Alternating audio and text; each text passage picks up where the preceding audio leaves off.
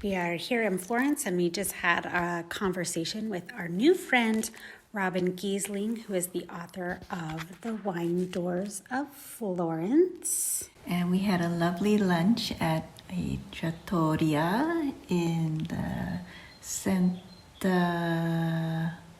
what area? Spirito area. Santo Spirito. Robbin, nice to meet you, Robbin. Yeah. We just studied food this morning, so... One of these are, vitella, that's veal. Fagioli is bean. Pomodoro, tomato. So, ravioli, pomodoro is tomato ravioli. What is this? Pappardelle sugo di... Anatra, duck. Siete pronte? Devo spiegare il menù. Ma un mezzo litro di vino rosso. Va bene della casa? Sì. Okay, what did you just say? You said something about wine. Did you say? I said a half liter Okay. of house wine. Okay. Shall I just order a bunch of stuff? Yeah. Sì. Ok. Yes. Sì. Per due persone, la prima volta a Firenze, la prima volta Quindi qui. bisogna fargli assaggiare roba di Firenze, eh? Esatto. She said something about if you're in Florence or something. The roba is just like you gotta the stuff. It is like you gotta try all of the Florentine stuff. Oh, of course. This one for me. They're so rude to pour myself first. Excuse me, but we're at the trattoria of the housewife is where we're at. Grazie. Salute. Yes, salute. Chin. Rustic. Rustic. Per i primi una bollita. Mi piace molto la sugo di anatra. Provedete un capello di anatra. La pronuncia giusta? Duck meat. Sì. Ok. Anatra, sì. No, sono giusto. Allora, una ribollita, un'anatra? Sì, e per i secondi forse un tagliato di manzo. Perfetto. Sangue? Sì. Bene, grazie mille. We've been studying people like you who have been doing what we want to do. We've just been like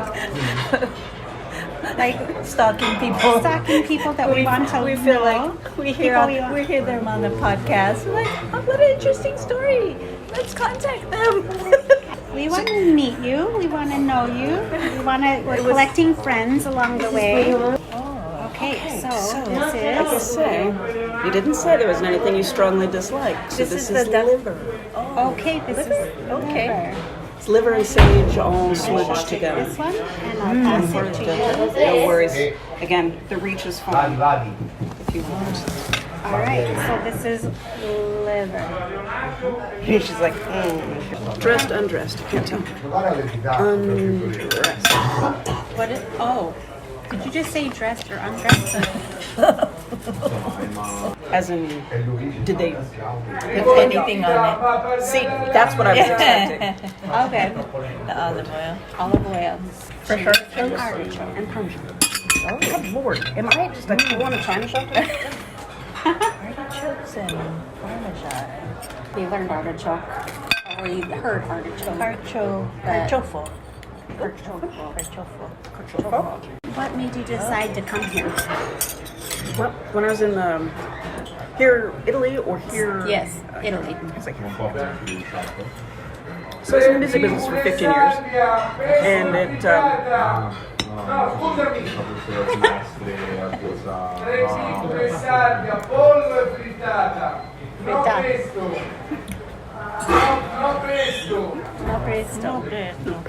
No pesto. It's weird, you're getting more of that than it. That's out. He's the cook. Yeah. He's calling out the order. Is ready. Si prende la scalopina. Okay. Well, Florence is a whole other thing. But I started coming to Italy in 2006. When I was done with the music industry, I got really into wine in New York. Even after living in California, I didn't get into wine until New York. I don't know why. And then I was burned out in the music business, so I was looking for something different and got really interested in wine and started studying wine, and then had one teacher who was brilliant. He's now a master of wine. her tricks were always to trace the maps of all the regions that we had to learn and like write out all the things that we needed to know about the region and all. So I just started studying all these maps. And I don't know, I guess there's just such an Italian-American influence in Italy too that was easy to tap into. That it just started taking Italian at the Catholic school in Greenwich Village and down on Christopher Square, or was that Father Demo Square? It was in the village. And then I was in 3 months working for Slow Food in Piedmont and 3 months in Siena. And I did 7 weeks in Siena after doing a 3-month drive of the entire country.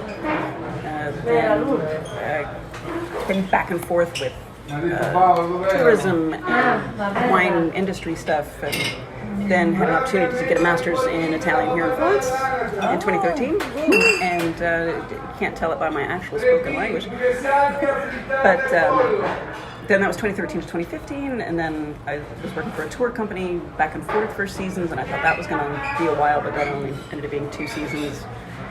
Then got stuck home with COVID. Not me personally with COVID. Stuck home with the COVID situation. Yes. You were here at when it all. No. You No, were- I got out. I was home. Yeah, I was in the States.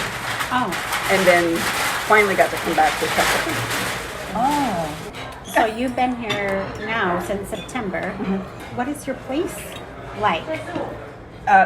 Tiny yet high ceilings. The new place. Yeah. It's one of those situations where it's like grandma bought it in the 50s, and they all now have a house in the countryside, and they're never there, so we're renting out half of it. And she might come 2 or 3 times a year. If someone knocks on your side door, it's my mom. You know, it's like Oh my Yes. gosh. The place that we're staying, it's like they have the property, and so their main house is there, and then we have part of the other property. They have their own chapel.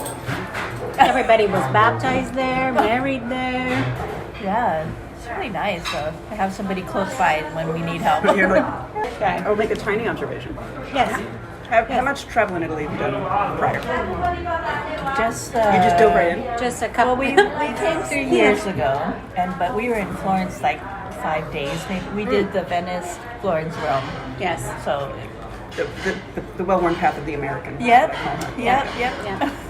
And we Okay. That polite is not in your mouth here. oh really? This is perfectly okay. Would you like to know where this comes from? In case you've got a weapon under the table. Oh my gosh! I can see your hands. Oh my Okay. interesting. Okay, it does. Yeah, Hands on the table. about the- Elbows on the table. slurping.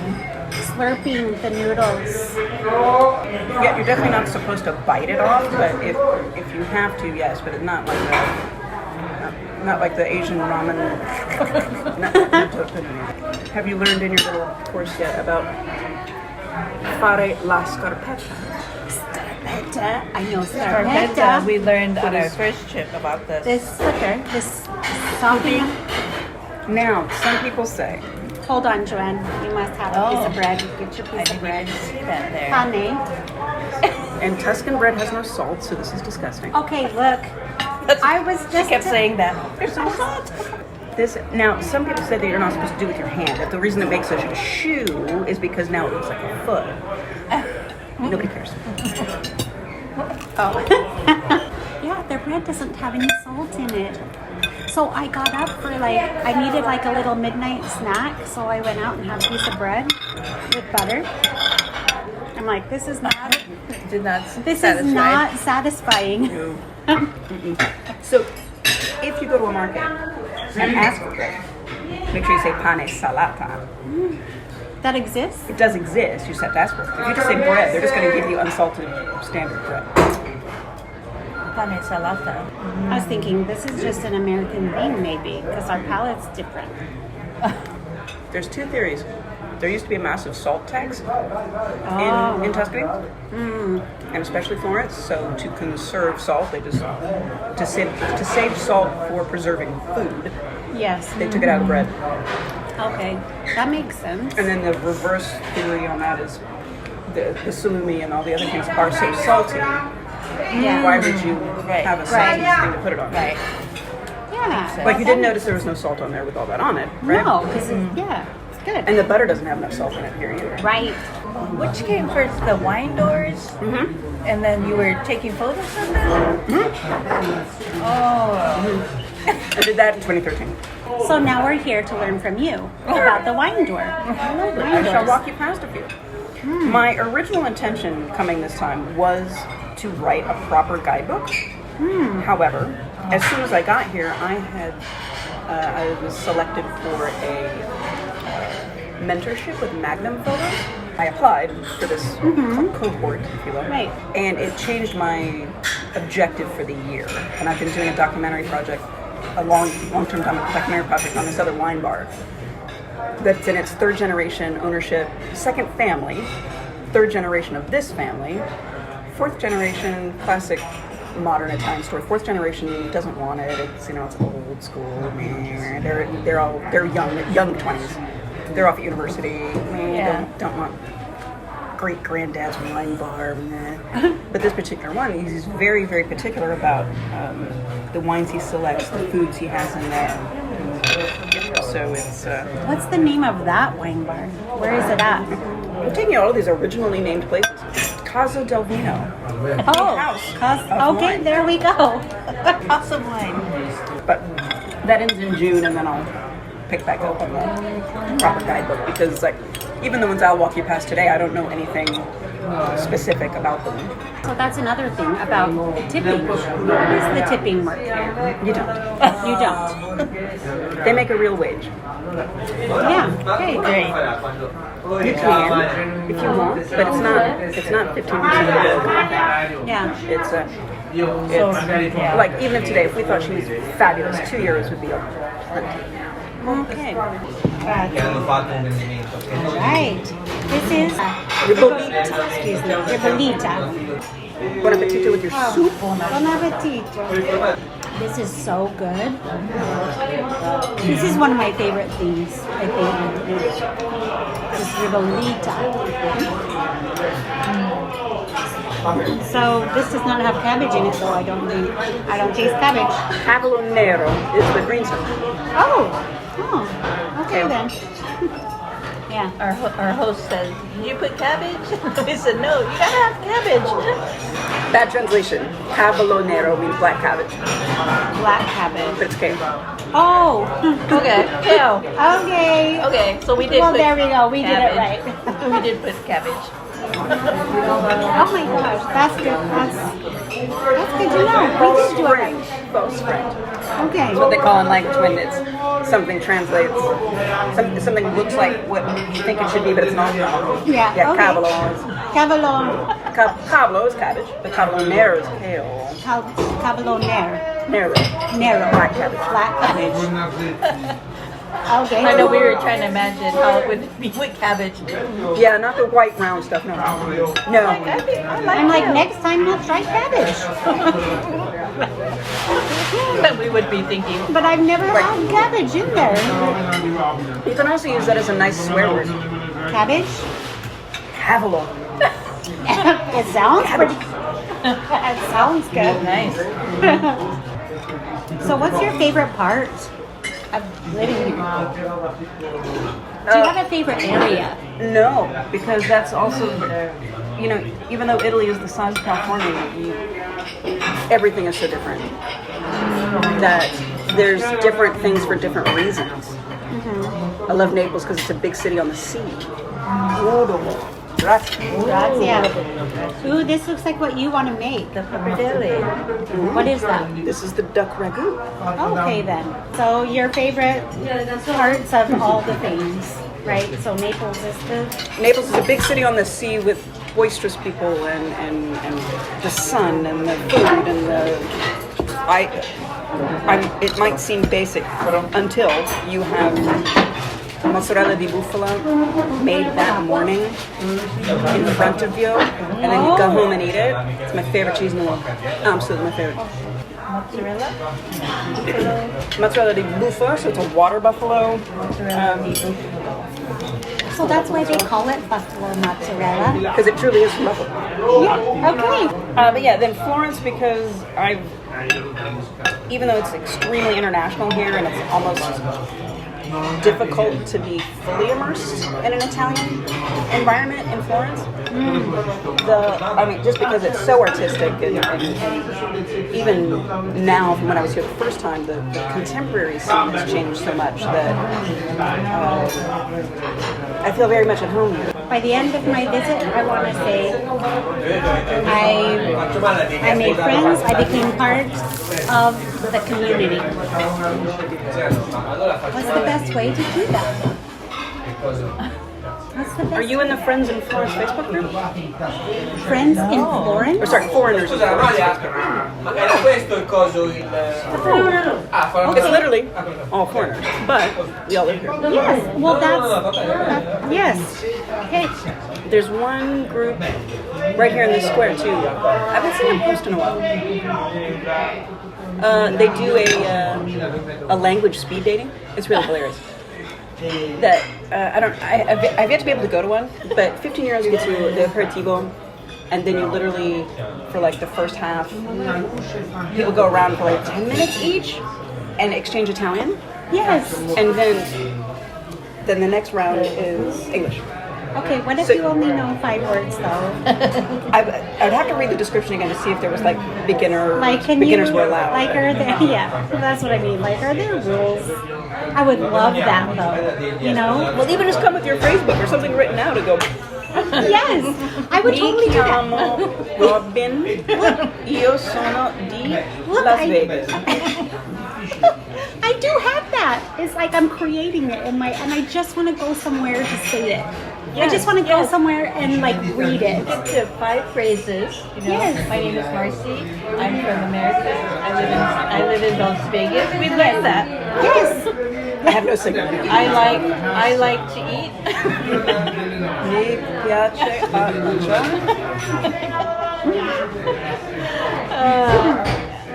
I like to make new friends. Let's see how that What is friends? Amici? Okay, again, the agreement of gender and number. Siamo amiche. As soon as there's another man, Amiche. it'll change it to the masculine. Ah. You can have 99 women and 1 man changes it to the masculine. Listen to those men trying to own the world. One time I tried to learn body parts by taking a yoga class, and I'm like, I was like, I'm lifting a what? Okay. Oh my goodness! I love that you did that. That's amazing. And then she was doing all of it in proper Sanskrit instead of, like the poses were in Sanskrit. Instead of, no, into a down dog. No, it was Lava Sahata something. Yes. And I'm like, So your Italian lesson is your yoga class. So you learn Sanskrit. Yes, that's fabulous. when I was here the first time I was getting the master's degree, it was a full immersion Italian program. And yeah, by the end of it, I had it beaten into my skull because I had to write 50 pages in Italian. But then I had the Middlebury language programs around the world are perfect because I had a subject advisor and a grammar advisor. So literally, like whatever I wrote, I would meet with the grammar advisor first, tighten it up before I took it to the subject advisor. Oh my! So how much did you know before you started that? I was essentially self-taught, and according to myself, I had the worst in my class. So I was at the worst level because just about everybody else had a bachelor's degree in Italian, where I was like, I somehow passed the placement test, probably by the skin of my teeth. That's amazing. And every time I say a colloquial phrase like that, I was, what's that in Italian? By the skin of my teeth. Because one time I tried to directly translate something that made no sense. Right. To something that costs an arm and a leg in English costs an eye from the head in Italian. Eye from head? Eye from the head. Oh. Eye from the head. They are serious. Eye. They don't want your arm, your Or leg. your leg. They want an eye from your head. want an eye from my head. An eye from my head. It's an eye from my head. I don't know. Oh my god, that's great. Do you speak any other languages? No. As I started learning, I took German and I took Latin my freshman year of high school. For what reason, I'm not sure. Ended up proving useful on the SATs, but that's about it. Then I took German also to be annoying and different. And then I didn't start learning Italian until I was 29. Oh wow. It's really hard as an adult to finally get, if you don't have any other language, to get the pathways in your brain written. Speaking is always the last thing that comes. Always. No matter the language, no matter where you are in your language journey. Just like a baby. Yeah. You're taking it in, you're being read a story, then you speak. Yeah. So yeah, it's just a whole lot of and you just can't be afraid to make the mistake. You will make a mistake. Right. I still make mistakes. I still make the most ridiculous mistakes where people are like, well, like my very first time when I was in Piedmont in 2006, that was the first year when I came, right? They didn't have fancy translation, right? Right. That I didn't know. My pronunciation was bad. I was self-taught by movies and maybe a book or two. That I'm in this pharmacy in this little town, and I'm just nose running and eyes just. Ugh. And here you can go to a pharmacy before you go to a doctor because the pharmacist can give you more things than an American pharmacist can. So I'm like, and I'm just like, Fix me. just no. Do you see this? I'm like, just running, and she's like, and then and here they're very discreet. They will wrap all of your things in a little paper so no one sees them, even though you're the person you're telling them your symptoms and they're standing behind you. But I can like, Yes.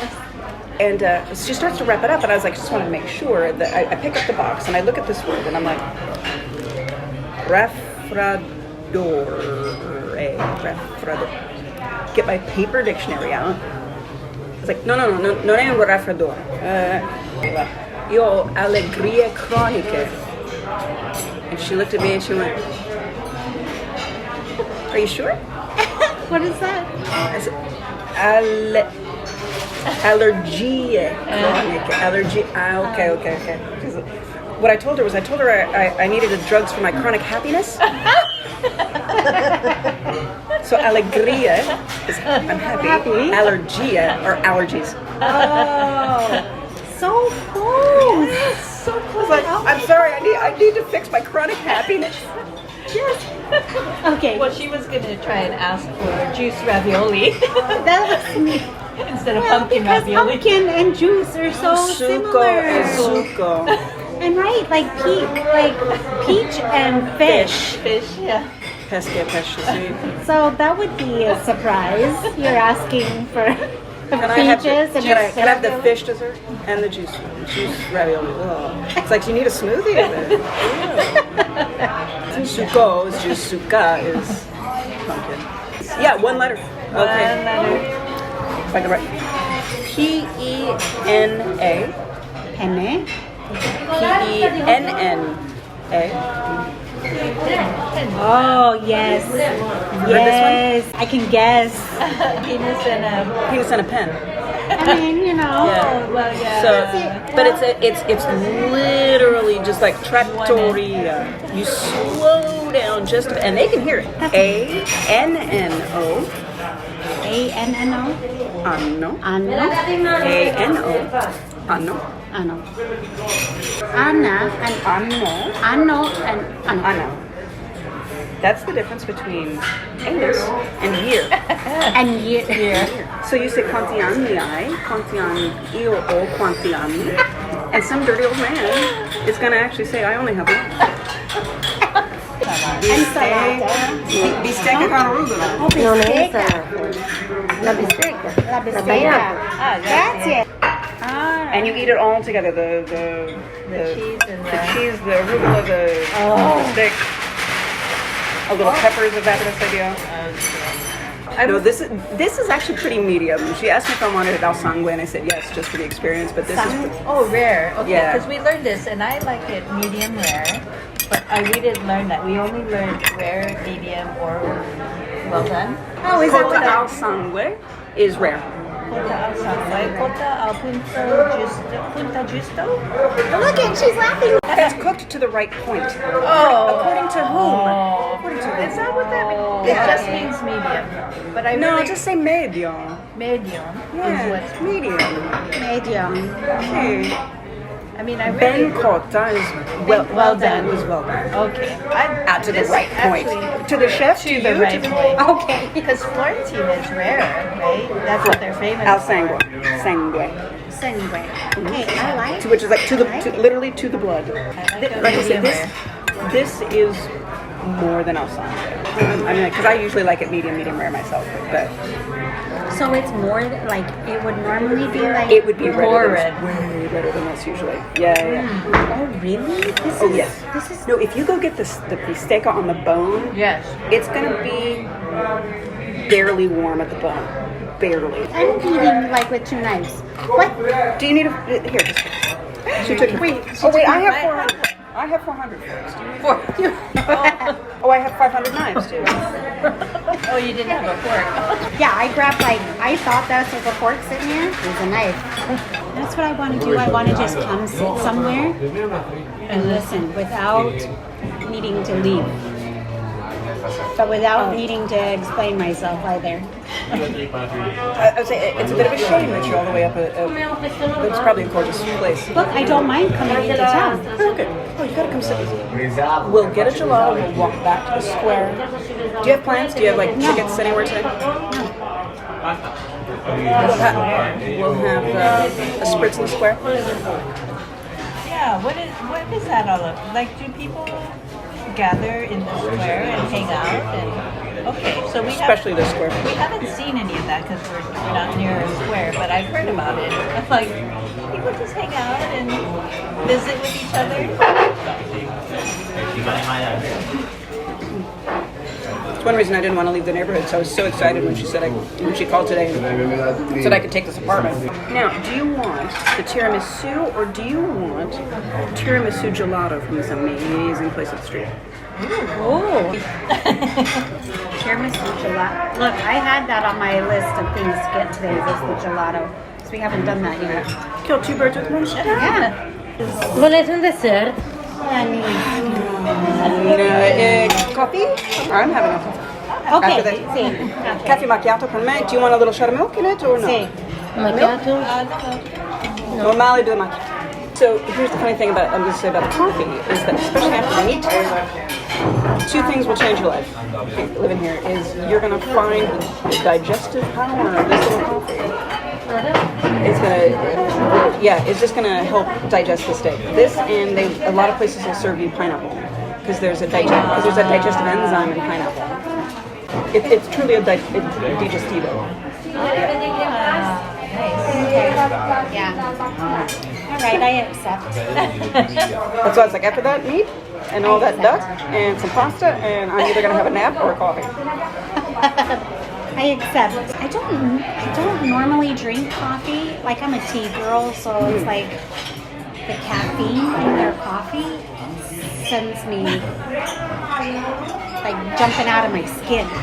Now, I will say one thing that, like, even again from my last time here, there's so many new international places that if you just had it up to here with Italian food, go to Mela Leuca. It's apparently a fruit. I have no idea what it is. But it's an Australian-American brunch restaurant that's fabulous. Oh, Yeah, it's like you just suddenly like, I need pancakes. I would love. Oh my gosh, yes. I would love pancakes. Only on the weekend. And they are packed, so if you don't want to wait forever, be there when they open. Okay, do you like make reservations here? Is that You something? can, but not there. Oh, okay. Because they're just a little cafe. Now, if you don't go on the weekend, they do these handmade cinnamon buns. Oh my! Oh. That's what- Okay, that's what I'm listen, saying. we And might they have to do an in between these. Yeah. and they cure their own bacon to appease us English speakers. Oh, look, I am totally embracing that I am an American in Italy right now. Well, the first day we came, we had to check out the sushi. Sushi in the supermarket. What does that taste like? We're like, what is In the that? supermarket, even in the States, I'm still not so sure about sushi. And so we're like, maybe we should get a frozen pizza and see what their frozen pizza is like. It's the same. It's the same. It's the same. Sushi here has a really funny story because so many Japanese were coming. They had a huge fad of Italian food being the thing at home that the chefs were coming here to train, and they must overstay and opened. That's interesting. Yeah, I did hear about, I don't know what I was watching, but it was somebody in Rome. There was a Japanese chef who ended up staying in Rome as his restaurant. But Yeah. it's kind of Italian. It's Japanese Italian. There is a Korean Italian fusion place here that's really good. Well, our next Airbnb is going to be on the other side of the river, and it'll be close to the train station. But they have like, what did we see? These are Korean, Peruvian. Well, that's the very international immigrant part of town. Yeah, they have Oh, so you're not going to be up there the whole Not the whole time? time. Yeah. Oh, good. Yeah. We're gonna be neighbors. Yes. We're just across the river there. Yeah. I want to I'm not an artist, but I want to be creative. I want to learn how to be an artist. What kind of medium interests you? All of the above. Because I don't know any of them, so I want to just dabble in all of them. There's like jewelry classes and bookbinding classes, and because I do bookbinding as well. What did you say? Bookbinding, I hand make books. Oh. You can't make books? Because I mean, I guess people make books because we hold them in our hands. You make books. You find books. I say it's not that hard, but maybe I'm just good at it. Because you know it. Oh yeah, it was. Maybe it's because I sewed before and I just been It's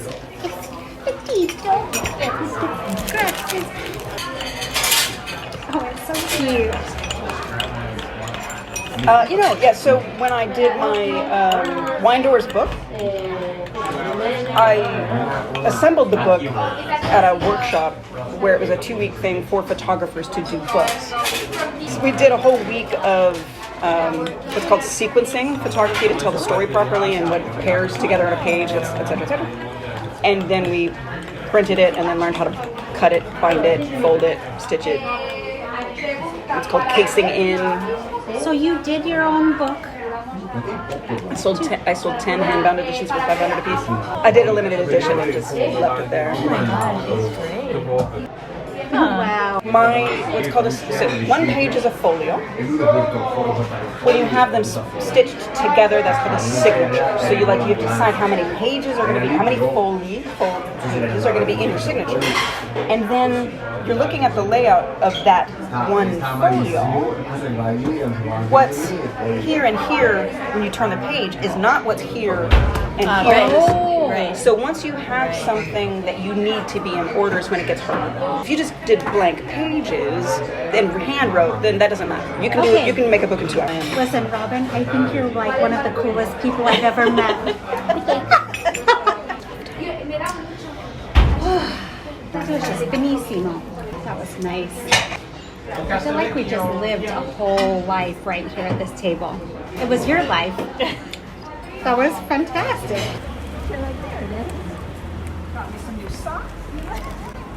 We had such a great time with Robin. Stay tuned next week as we continue our conversation. Thanks for tuning in. Bye.